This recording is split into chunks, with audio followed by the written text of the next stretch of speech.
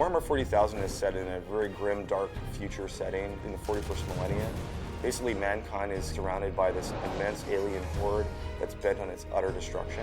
It has all the elements of really traditional fantasy, like orcs and that kind of stuff, but it's set far in the future where they all have guns. We really have taken the IP to heart. Relic has a strong history of working with the GW Warhammer 40,000 IP.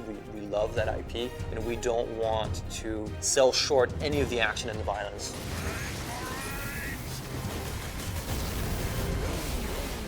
In our game, you're sent down to one small planet that's an industrialized world designed to manufacture weapons of war. The orcs are there to get their hands on the warlord-class Titan. Titans are gargantuan beasts of metal, bristling with weapons that could level whole cities. And if the orcs can get their hands on these weapons, they could ravage countless worlds, and they would be a true threat to the Imperium.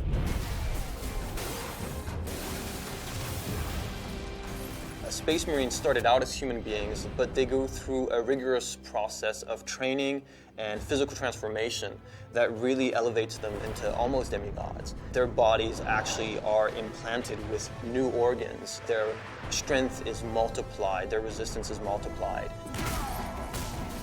Captain Titus is the protagonist in the story. He's the main character. He has the ability to take the rules and sort of interpret them in his own way, and some of the other characters in the story have different viewpoints on how that should be interpreted. Millions more of them. Our plan is unchanged. The main threat in Space Marine are the orcs. They are a brutal, animalistic, barbaric race of beings. Orcs is just one of the many races found in the fiction, and it's the one that we felt best complemented the Space Marines. Space Marines are very serious, very controlled. The orcs are sort of messy, vicious, violent, so it adds a nice contrast. We have some which are like shamans. They have magical powers. We also have Gretchen. They're these little tiny minions. We also have the Knob. He matches the Space Marine in size and bulk. In fact, he's even bigger.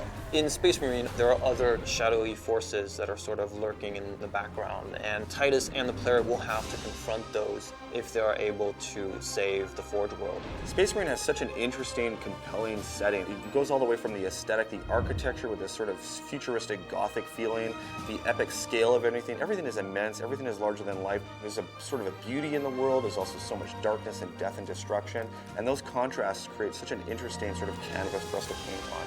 It's just a tremendous sci-fi fantasy universe. It's not just a simple story about an orc invasion in the Forge world. There's much more depth going on. There's lots of twists and turns in the story. There's betrayals. The action is amazingly intense. Really, anybody who likes science fiction, who likes any kind of blockbuster entertainment is going to love Space Marine.